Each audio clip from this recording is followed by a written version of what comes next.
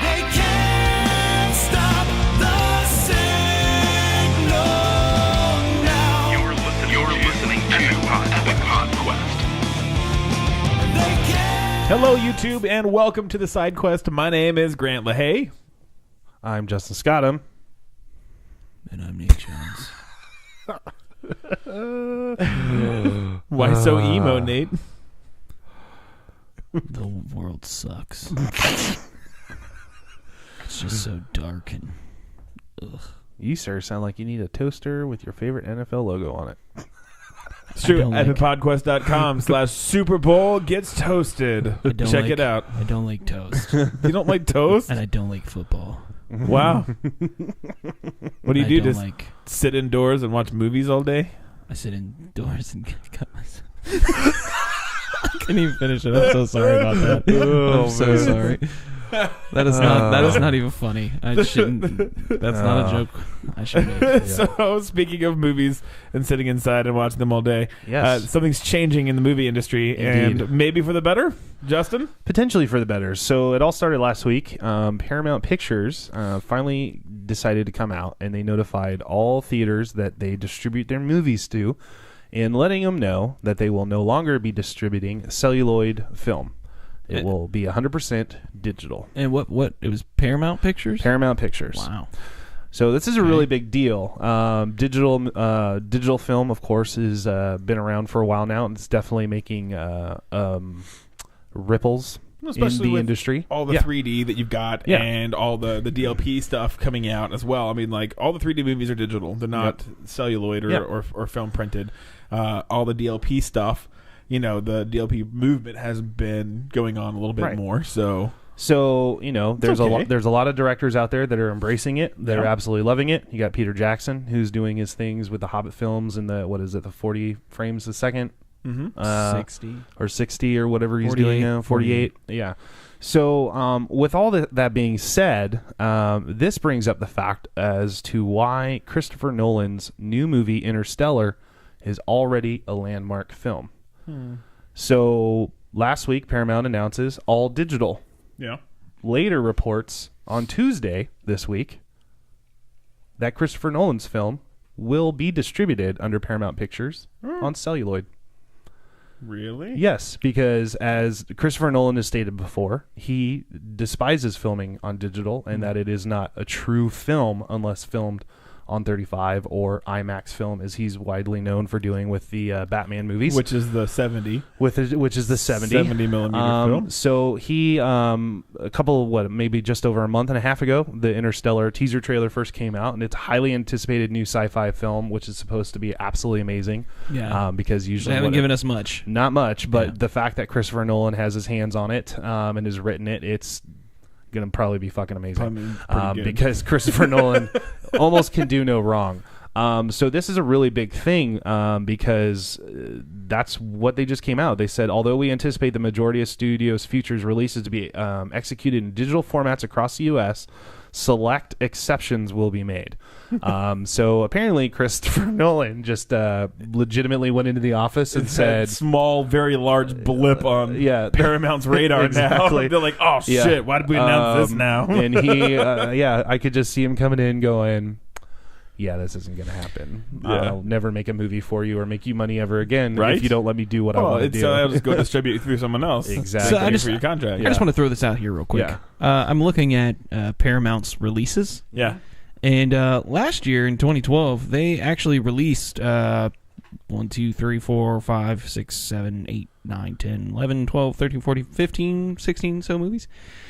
This last year, they didn't actually release that many movies. Yeah. They released Hansel and Gretel, Witch Hunters. Okay. They re-released Top Gun. Okay. G.I. Joe, Retaliation. Yep. Pain and Gain. Star Trek Into Darkness. World War Z.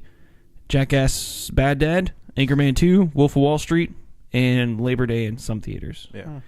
And that's it. Yeah, of course, the biggest debate behind it is the fact that the debate is you lose a quality to the film when going over to 100% digital. That's what they say. You're losing the Unless essence it's of the film. Well, okay, so if you shot it on film Yeah. and you transfer it into digital, you're already doing that anyway for editing. Yeah.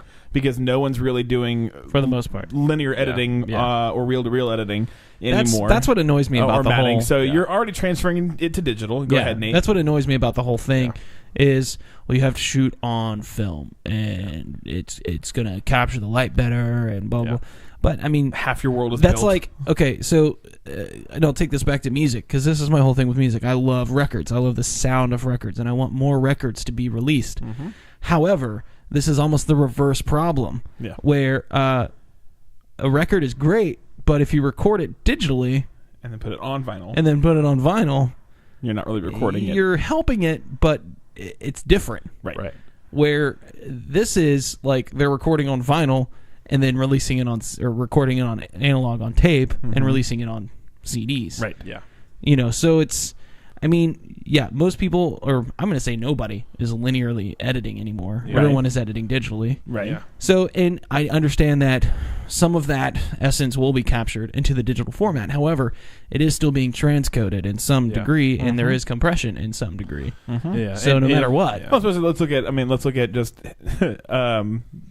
the movies that he's done already. I mean, like, let's just take Inception. Yeah. How much of that movie actually existed in front of them live, and how much of that movie was generated on a computer?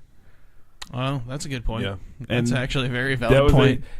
cool. Most of his stuff, the principal photography was shot, but he still shot in front of green screens using 35 millimeter He did a lot of film practical, in 70. though, like in he Batman. did a lot of practical, and that's fine for a lot of the big stunts and stuff like that. But for creating that world, a lot of the world that he created was computer generated, and there's not a way that he could have done all of that. It was a lot of matting, and it was a lot of stuff, and some of the stuff could be done by old school matting, but they didn't do that. And it was a lot of 3D artists putting on film grain onto all of their visual effects so that it matched the film.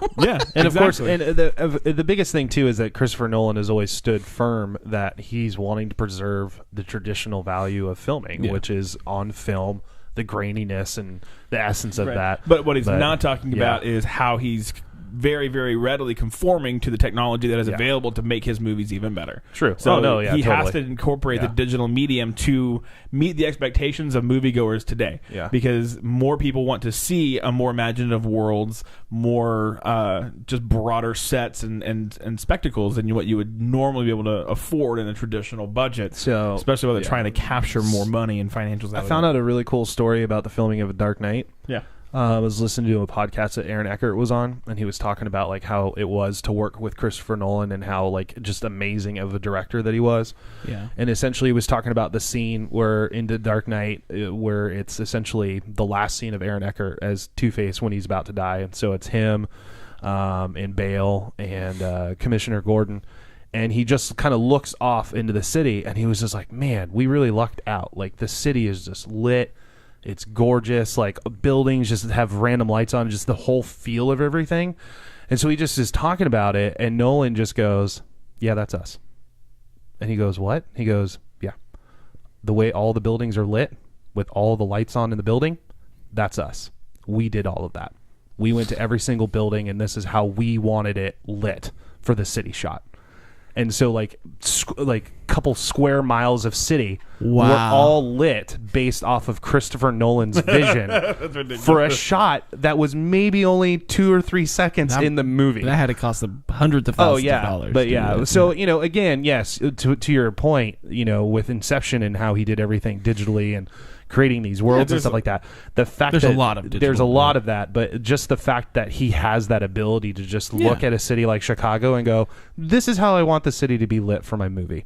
It's just amazing. But in the same vein, you have the guys who are like the cinematographer of Children of Men, who only believes in natural light. Yeah, he has knocked entire walls down in buildings to get sunlight in. Yeah, he will not use stage lights. Yeah, he refuses.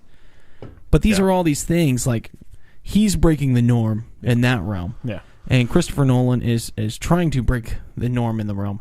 But ultimately, when it comes down to it, when you have Japan just recently successfully broadcasted 8K television signals for 16 miles without any loss of picture. Holy crap. Which 16 miles doesn't seem like a lot, but for 8K Yeah, that's huge. with no loss of picture, that's huge. Yeah, that's massive. And film can't shoot that. yeah.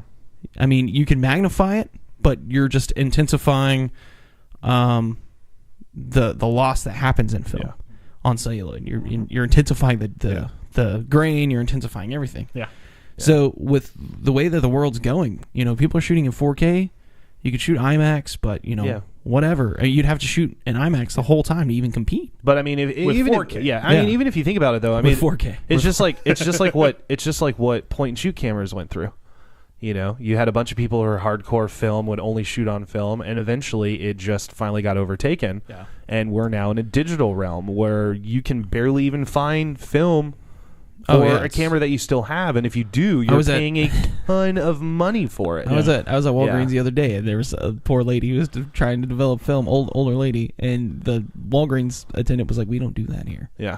and she was like, "What?" Yeah. Don't develop film Yeah, they wouldn't- in their film No, developing place? They didn't do film Well, anymore. and here's the interesting thing At too. this one So, location. and here's more of like the economical reason why Paramount Pictures has decided to go with just digital distribution. To distribute celluloid films, it can be So a couple of expensive. grand, if not upwards of 10 grand Yeah. per copy to send out to a theater. Whereas for a digital copy, it's at a minimum $100, at a maximum a couple $100. So as far as budgetary means, it keeps the cost down. It's what you're significantly. paying for the Yeah. person to transfer it from hard drive to hard drive. And it also depends how they do it, because actually a lot of studios, I mean, there's still a big satellite distribution happening too Yeah. right now. I mean, most of it is actually satellite distributed. You're not Yeah. even paying for the hard drive transfers. So it is actually a pretty expensive setup. I mean, you're looking. I mean, you can rent that system for a day for like $75,000 to broadcast HD super quality. Yeah. But it's sad that I know that.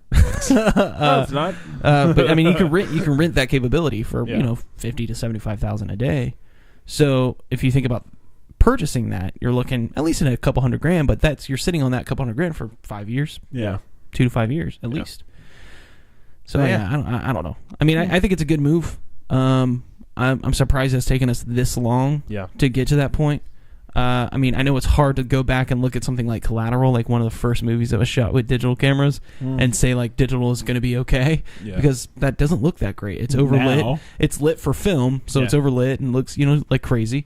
And I mean, overall, digital, though people argue with me all the time about this, it's going to lower the cost of your production, and still add quality. As sad as that sounds, the quality's there. When you look at opening shots like Social Network, where there was no additional lighting, all they had to do was pay for that one actor to show up, probably 3 guys on a camera, and that's it. And they shot an entire 5-minute beautiful opening sequence. Yeah. That cuts down on production cost. I'm sorry. Yeah. Oh, no, totally. There's no and then distribution on top of it. So whatever. It's expensive to go to film. Yeah. I see why they're doing it. But it's extremely inexpensive to come follow us on Twitter at Epic Podcast or visit us at facebook.com/epicpodquest. Indeed. And of course, don't forget to go to our newly redesigned website, epicpodquest.com, for a bunch of amazing articles as well. Redemption. Indeed. I don't know what else there is to talk about except for subscribing where you're at right now. And if you're on epicpodquest.com watching this, go to youtube.com/epicpodquest. Check out the show. Check out all of our other shows. We have more shows coming. Some great stuff coming. It's just around the bend. But subscribe, please. Leave comments. Like.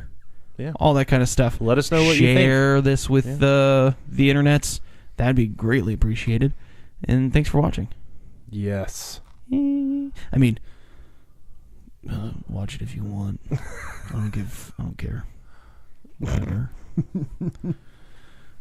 It's whatever. I don't give a shit either. Yeah. It's fine. It's whatever. I didn't think you liked it anyway. Just keep going. I can't go any higher. Walk it off.